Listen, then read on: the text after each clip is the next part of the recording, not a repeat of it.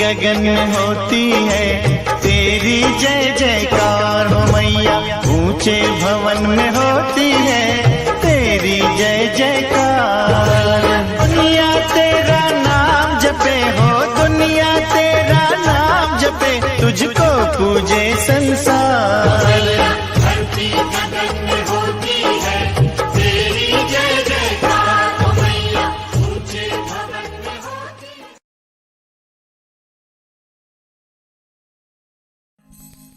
भज श्री कृष्ण गोविंद हरे मुरारे, हे नाथ नारायण वासुदेव। श्री कृष्ण गोविंद हरे मुरारे, हे नाथ नारायण वासुदेव। भज श्री कृष्ण गोविंद हरे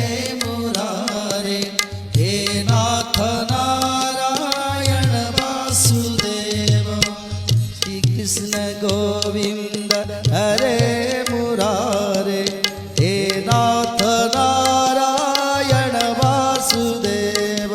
श्री कृष्ण गोविंद हरे मुरारे, हे नाथ नारायण वासुदेव। भज श्री कृष्ण गोविंद हरे मुरारे, हे नाथ नारायण वासुदेव। भज श्री कृष्ण गोविंद हरे मुरारे, हे नाथ नारायण वासुदेव। भज श्री कृष्ण गोविंद हरे मुरारे, हे नाथ नारायण वासुदेव।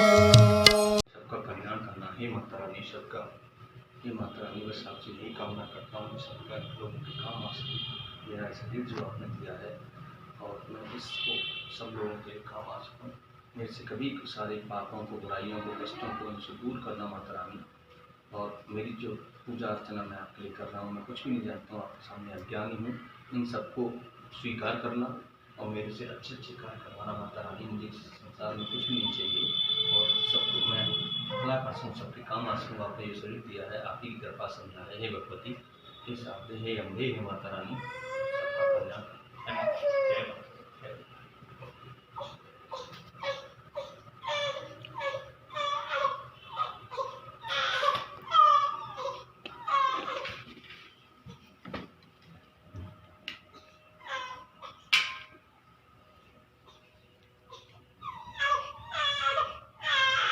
जय माता की, जय माता की, जय शेरावाली, जय शेरावाली, जय जय शेरावाली, जय शेरावाली, जय शेरावाली,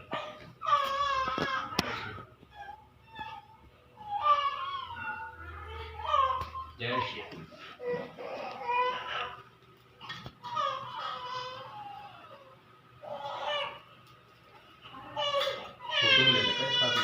सब ले ले, चेक कर ली होना। हाँ भाई।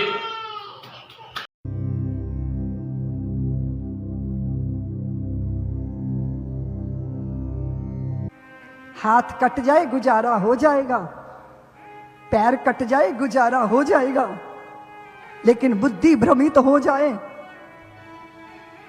तो क्या होने वाला है? ब्राह्मण क्या है समाज की? मति। और ये भुजाएं क्या है? शक्ति। और ये कमर क्या है? स्थिति। और चरण क्या है? गति।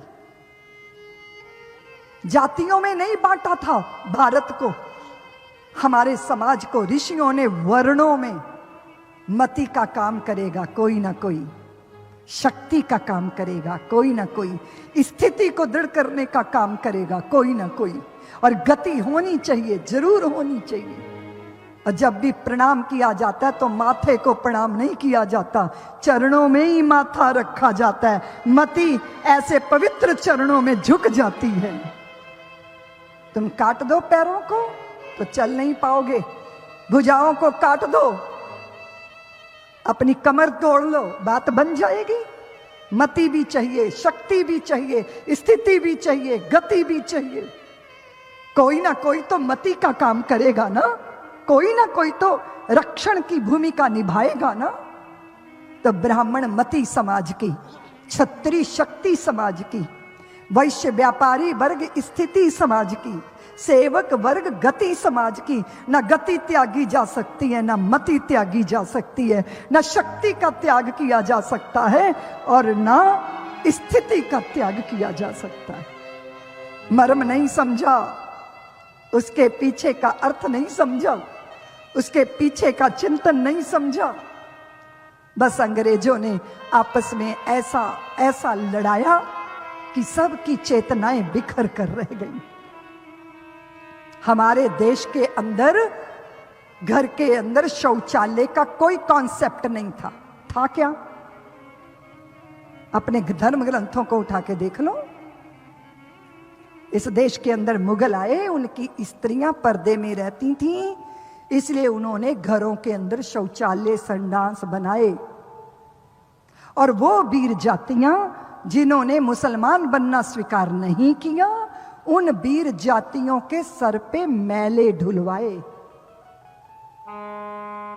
कच्चे बांस की टोकरियों में मैला, और वो मैला सर पे रख के चलते थे। वो मुंह से लेकर कपड़े तक उस गंदगी में भीग जाते थे।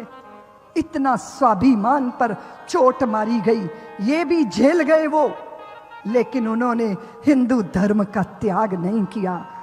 उनके स्वाभिमान को भंग किया गया, स्वाभिमान को भंग किया, इसलिए भंगी शब्द दिया गया। होना क्या चाहिए था? आजादी के बाद तुम उनको गले लगाते, बाहों में बांध लेते। तुमने क्या किया? उनके बर्तन अलग रखे, उनको छूना स्वीकार नहीं किया। इससे ज्यादा मूर्खता हो सकती है क्या? कौन है वो? तुम कहते हो कि सुअर पाले। उन्होंने क्यों पाले मालूम है तुम्हें? बहू बेटियों का ब्याह होता था तो किसी ना किसी शेख के घर में 3 दिन तक अपनी स्त्री भेजनी पड़ती थी, तब वो अपने घर आ पाती थी। गुलामी के दिनों में सब मजबूर थे, कुछ नहीं कर सकते थे। हाथ जोड़ के कहा, शेख जी हमारी बहू आएगी आपके घर में, लेकिन हमारी कुल देवी की पूजा करके ही आएगी। कुल देवी की तो पूजा करनी ही होगी, और कुल देवी की पूजा पे बलि चढ़ेगी, सुअर की बलि, और सुअर के रक्त से आलता लगाएगी हमारी बहू बेटी। और सुअर के रक्त से आलता पैरों के नीचे वो जो लाल रंग होता है वो रक्त से लगाकर वो मेरे घर आए या शेख के घर आए, ये विधि तो करनी पड़ेगी। और जब पता चला कि सुअर की बलि चढ़ाई है, सुअर का रक्त लगाकर हमारे घर में, तो तौबा तौबा करके भागते थे वो। और सुअर को उल्टा लटका दिया जाता था मोहल्ले में, और जहां जहां चिंगाड़ उसकी जाती थी वहां वहां से ये मुगल दूर भागते थे। अपनी बहू बेटियों के सम्मान की रक्षा का कवच था सुअर को पालना। इस इतिहास से भारत के बच्चे बच्चे को परिचित होना चाहिए, लेकिन पापियों ने ये छुपाया, पापियों ने ये सत्य को छुपाया, और आज झंडा बरदार बने घूम रहे हैं। ये तथाकथित जिनके हाथों में देश रहा, इनका आचरण तो वैसा है जैसे छिपकली सारा दिन मक्खियां खाती है, मच्छर खाती है, मकोड़े खाती है सारी रात, और दिन में महापुरुषों के चित्र के पीछे आके छिप जाती है। ये आचरण है ये तथाकथित पार्टी का, जिन्होंने देश को चौपट किया। पर हिंदू समाज कब तक बेवकूफ रहेगा? इस मूढ़ता का त्याग करो और समझो जीवन किसे कहते हैं। गुलामी के घोर काल में कितने कष्ट झेले, हम जी सकते हैं जैसा शत्रु कोई दूसरा नहीं होता। हिंदुओं, वो दुराओ उचित नहीं है, वो बिखराओ उचित नहीं है। इसलिए आपकी संतानों को पता होना चाहिए अतीत क्या था।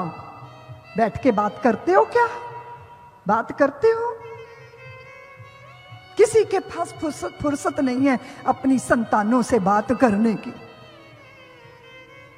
मैं इजराइल गई तो मैंने देखा उन लोगों ने पूरा इतिहास अपना जगह जगह पूरा इतिहास उन्होंने अपनी संतानों के लिए, कहीं उन्होंने अनुभव वाले बनाए हैं, कहीं उन्होंने जाने कितने तरीकों से याद दिलाते हैं, वो याद दिलाते हैं हमारे देश की संतानें। उनको तो पता ही नहीं है सच्चा सपूत कौन सा है। बताओ अपनी संतानों को कि भारत का सैनिक कहता है, ईश्वर मेरे दुश्मनों पर दया कर, मेरे देश के दुश्मनों पर दया कर, क्योंकि हम अपने देश के दुश्मनों पर दया नहीं करेंगे। इसलिए तुम कर सको तो करो। अपनी संतानों के चित्त में ये बीज बो भारतीयों।